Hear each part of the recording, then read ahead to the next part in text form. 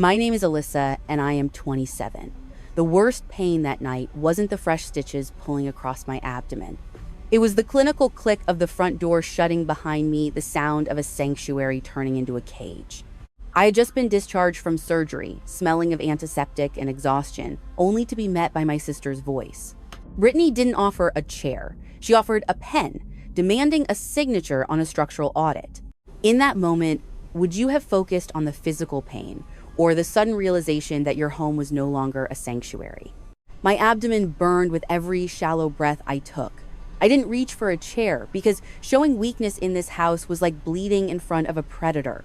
I limped past the oak staircase, heading for the library, while Brittany followed a pace behind, her heels clicking a sharp, impatient rhythm on the parquet. She wasn't looking at my surgical bandages, she was looking at the folder in her manicured hand. As I entered the library, the light from the hallway hit the wall where the heirloom brass sconces should have been. I stopped. My eyes tracked a dull, unnatural gleam. I reached out, my fingers brushing the metal. It was warm, not from electricity, but because it was high-density plastic painted to look like aged bronze. A cheap theatrical replica had replaced a fixture that had been in our family for 3 generations. "Just sign the structural safety audit, Alyssa," Brittany said, her voice dropping its sugary mask. "You didn't just want my signature, Brittany. You wanted my professional seal. You knew that without that physical embossment on the final safety audit, the state board would freeze the remaining funds. The State Heritage Board needs the finalized report by midnight, or the $180,000 restoration grant is revoked. Do you want to be the one who bankrupts the Thorne legacy? Legacy. Looking back now, I realize how effectively they used that word. In our family, legacy was a lockpick, a manipulative tool designed to open every boundary I tried to build. They used it to demand my silence, my labor, and my professional signature, all while they stripped the value from the very walls they claimed to protect. I had spent my entire 20-somethings being the silent investor in their version of a family. While Brittany was in the city, using the estate's maintenance fund like a personal revolving credit line for her designer wardrobe and social outreach, I was working double shifts at an architecture firm to cover the back taxes. I was the one who ensured the roofs didn't leak and the foundations didn't crack. Yet, I was treated like the helper, the invisible daughter whose only real value was the professional seal I carried. At the time, I didn't realize I was caught in the invisible chain of a survivor. I had been trained to move quietly, to fix messes I didn't make, and to apologize for a pain that wasn't my fault. I thought that by working harder, I could earn a seat at the table. I was wrong. Some forms of dependence stay invisible until you stop cooperating. I had turned my empathy into a service, a subscription where I was the only one footing the bill. Brittany thrust the pen toward me. Her hand was steady, but her eyes were frantic. She wasn't worried about the house. She was worried about the $180,000 that would stop her personal creditors from calling. "Alyssa, are you even listening?" she hissed, leaning close enough that I could smell her expensive perfume clashing with the metallic scent of my own blood on my bandages. "The inspector is already here. He's waiting in the study." I looked at the plastic sconce again. Then I looked at the pen. I knew that signing that document was a felony, a validation of a lie she had been building for months. But I also knew that Nathaniel was in the next room, and he wasn't here for a social call. A tall shadow detached itself from the library's gloom. Nathaniel stepped forward, looking like he had been carved from the same cold gray granite as the state capitol building. He was 44, dressed in a trench coat that smelled of damp pavement, and his presence carried the weight of bureaucratic finality. Brittany's face flipped instantly. The sharp, predatory look she had aimed at me vanished, replaced by a mask of soft, fluttering concern. "Alyssa, darling, you should be sitting down," she said, her voice dripping with artificial honey. She reached for my elbow, but I adjusted my weight, letting the sharp flare of pain in my side serve as a reminder to stay grounded. "Mr. Nathaniel, my sister is quite disoriented. She literally just walked in from the surgical ward. The anesthesia, you understand how it can cloud one's judgment. If I'm being honest, I almost admired the pivot. It was a high-stakes performance, a desperate attempt to frame my professional integrity as a side effect of heavy narcotics. Looking at her then, I realized that some people spend so much time painting the shutters that they forget the house is sliding off a cliff. Brittany was a master of the exterior. She truly believed that if she sounded nurturing enough, the legal reality of the fraudulent audit would simply dissolve. It was a subscription to a lie, and I had been the involuntary silent investor for most of my life. Nathaniel didn't offer a polite smile or the expected platitudes. His eyes tracked the way Brittany's hand was still hovering over the audit folder. Then they moved to me. He wasn't looking at my face. He was looking at the white hospital tape still clinging to my forearm. He looked at the way I stood braced against the wall, protecting the stitches that Brittany was so eager to ignore. The medication can be quite strong, Brittany continued, stepping between us as if she could physically block the truth from being inspected. She's a bit confused tonight. She thinks we've made unauthorized changes to the fixtures, but I've assured her that everything is exactly as it was when the $180,000 grant was first approved. I remained silent. I had learned that in a room full of liars, silence is the only currency that doesn't depreciate. It forces the other person to overdraw their credibility. Brittany was talking too fast, filling the quiet with words that were becoming increasingly hollow. I watched Nathaniel's gaze shift from her face to the plastic sconce on the wall.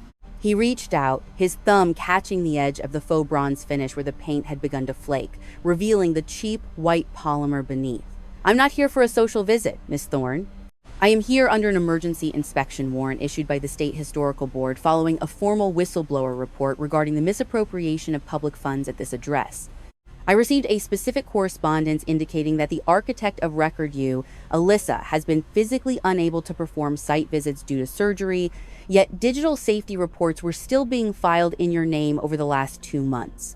The room felt surgically cold. Brittany's hand twitched, the folder crinkling under her grip. It took me a moment to understand the calculation Nathaniel was making. He wasn't just observing the house. He was auditing the rot in the family foundation. "If she hasn't been on site," Nathaniel continued, his eyes locking onto mine, "then this audit you are pressuring her to sign isn't an update. It's a fabrication. And in this state, using a professional seal to verify work you haven't seen is the fastest way to lose a license and the grant." Nathaniel did not wait for a response from my sister. He reached into his briefcase and pulled out a slim, silver tablet, the screen glowing with the clinical blue light of a government database. Brittany tried to lean in to see what he was looking at, but he angled the device away with the practiced indifference of a man who had spent decades dealing with people who had something to hide. "The State Heritage Board portal tracks every login, Miss Thorne," Nathaniel said, his voice as dry as the old blueprints on the library shelves. "It records timestamps, internet protocol addresses, and digital footprints for every document uploaded. Your sister's professional credentials haven't accessed this project in precisely 64 days. Yet, the safety audit sitting in that folder claims she personally inspected the foundation's load-bearing beams just last Tuesday at 4:30 p.m. I remembered where I was last Tuesday at 4:30 p.m. I was in a recovery room, fighting my way through the thick gray haze of post-surgical pain while a nurse monitored my vitals. I hadn't been anywhere near a load-bearing beam. I was merely assisting her," Brittany said, her voice rising an octave, the telltale sign that the foundation of her lie was beginning to crack. "Alyssa was in pain, and we had a deadline for the $180,000 grant. I walked the site with her on speakerphone. It was a collaborative effort to ensure the Thorne estate didn't lose its funding. It's a family project, after all." Nathaniel looked up from the tablet, his expression unchanged. In the eyes of the State Board, there is no such thing as a family effort when it comes to structural safety. There is only a licensed architect and the legal liability of their seal. Assisting with a professional signature without physical verification isn't collaboration, Miss Brittany. It is forgery. Looking back now, I realize how much Brittany relied on the assumption that I would never stop her. She had spent so much time curating the Thorne Estate brand on social media, posting photos of antique lace and sun-drenched gardens, that she had forgotten about the invisible infrastructure of integrity that actually held our world together. She thought success was something you could perform. I realized in that moment that being integral isn't about being seen. It's about the work that stays standing when the lights go out. Brittany was the paint, but I was the bones, and she had spent years trying to convince me that the bones didn't matter. It was a luxury she had overdrafted for years, assuming I would always cover the balance of her character with my own labor. The silence in the room became heavy, pressing against my stitches. Brittany's eyes darted between me and Nathaniel, searching for a way to rewrite the narrative. But the digital ledger didn't care about her excuses. It was a cold, mathematical record of her betrayal. "Miss Thorne," Nathaniel said, turning his focus back to me, "beyond the lack of digital access, there's the matter of the inventory discrepancies noted in the whistleblower report. Specifically, the 18th century mahogany mantelpieces that were scheduled for restoration." He paused, looking at the empty fireplace behind Brittany. "Did you authorize their removal for sale to a private collector last month?" The front doorbell rang a sharp, clinical chime. Before my sister could manufacture another excuse, the foyer was filled with the sound of brisk, purposeful footsteps. Kayla walked into the library with the confidence of an apex predator in a tailored suit, a heavy manila envelope tucked under her arm. She didn't look at the plastic sconce or the nervous crowd in the other room. She looked at me and nodded a silent confirmation that the accounting was complete. "Miss Thorne doesn't need to answer that, Nathaniel," Kayla said, her voice cutting through the tension like a scalpel. She laid the folder on the mahogany desk, spreading out a series of high-resolution photographs and certified shipping logs. "Because the answer is already documented here. This is what we call the Heirloom Audit." I watched as Nathaniel leaned over the desk. I already knew what those papers contained. If I'm being honest, I had suspected the harvest had begun months ago, but seeing the numbers in black and white was a different kind of pain. Brittany hadn't just been negligent. She had been systematic. The 18th century mahogany mantelpieces hadn't been moved for restoration. They had been sold to a private collector in Atlanta for $90,000. The logs showed that while I was in the operating room, 3 more crates had left the Thorne estate. Original Regency-era hardware, leaded glass windows from the solarium, and the hand-carved balustrades from the servants' wing all gone. In their place, Brittany had installed high-end theatrical replicas props designed to fool the casual observer and pass a superficial board inspection. The $180,000 restoration grant was intended for the building's structural stabilization, Kayla continued, pointing to a bank statement with several red-inked entries. But the funds were diverted within 48 hours of deposit. "You've been forging my digital signature on the interim progress reports for the last 6 months to trigger those early disbursements. You told the board the foundation was already reinforced, when in reality, you used that money to settle your personal bridge loans and secure a 3-year lease on a luxury penthouse in the city. And while mom and dad were distracted by the luxury cruises you funded with the grant money to keep them out of the house, you were hollowing out our history, brick by brick. It was the shocking truth some families are willing to harvest their own history just to maintain a temporary mask of status. Looking back now, I see that Brittany didn't love the Thorne legacy. She loved the leverage it gave her. She was willing to hollow out the house from the inside, leaving only a fragile plastic shell, as long as the world still saw her as the custodian of something grand. I realized then that the house wasn't crumbling because of age. It was being dismantled by greed. Brittany reached for the papers, her movements jerky and desperate. "This is private family information. You have no right to have these records." Kayla didn't flinch. She simply handed a phone to my sister, the screen already glowing with a dial tone. "The police aren't here for a noise complaint, Brittany. They are standing at the end of the driveway, waiting for me to verify that the physical evidence matches the financial fraud." There was no screaming, no dramatic throwing of chairs. Nathaniel stood there, his face as unreadable as a closed audit, his eyes cold and clinical. He didn't raise his voice when he picked up his tablet and tapped a final command, the digital equivalent of pulling the rug out from under a 3-story house. He looked at my sister, not as a grieving family member, but as a high-risk liability. "Miss Brittany, I am officially revoking the $180,000 state grant," he said. His voice was a flat, bureaucratic monotone. "The Thorne estate is no longer eligible for historical funding due to material misrepresentation and intentional structural endangerment. The Heritage Board will be seeking a full recovery of all disbursed funds effective immediately." Brittany tried to reach for him, her golden child reflex still firing, looking for a way to charm the stone. "Nathaniel, please, we can explain the mantelpieces. They were just temporary removals for specialized cleaning. You're blowing a family disagreement out of proportion." Kayla stepped forward, sliding a thick stack of legal documents across the mahogany desk. The sound of the paper hitting the wood was as loud as a gunshot. "There is no we anymore, Brittany," she said. "This is a formal notice of a pending criminal investigation for first-degree fraud and forgery. I've already submitted the heirloom audit and the bank records to the district attorney's office." Looking back now, I understand the trap of normalized cruelty. My family had spent decades convincing me that my role was to absorb their friction. They saw my silence as consent, and my professional license as a communal asset they could draw from whenever they overextended their own integrity. They had successfully built an architecture of entitlement, where they were the residents and I was the utility, an invisible infrastructure that kept their lifestyle from collapsing. They didn't see a daughter or a sister. They saw a reliable system they could exploit until the bones finally broke. The room grew so still I could hear the faint, frantic tick of the grandfather clock in the foyer. Brittany looked at the folder, her fingers twitching as if she could somehow snatch the truth back out of the air. "You brought a lawyer into our home, Alyssa?" she hissed, her voice trembling with a mixture of fear and fury. "You would destroy our social standing in this town over a few old pieces of wood?" "I didn't destroy your standing, Brittany," I said.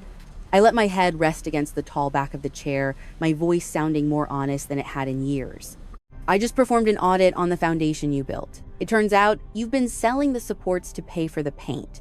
I took a slow breath, the air in the library feeling cleaner despite the lingering scent of antiseptic.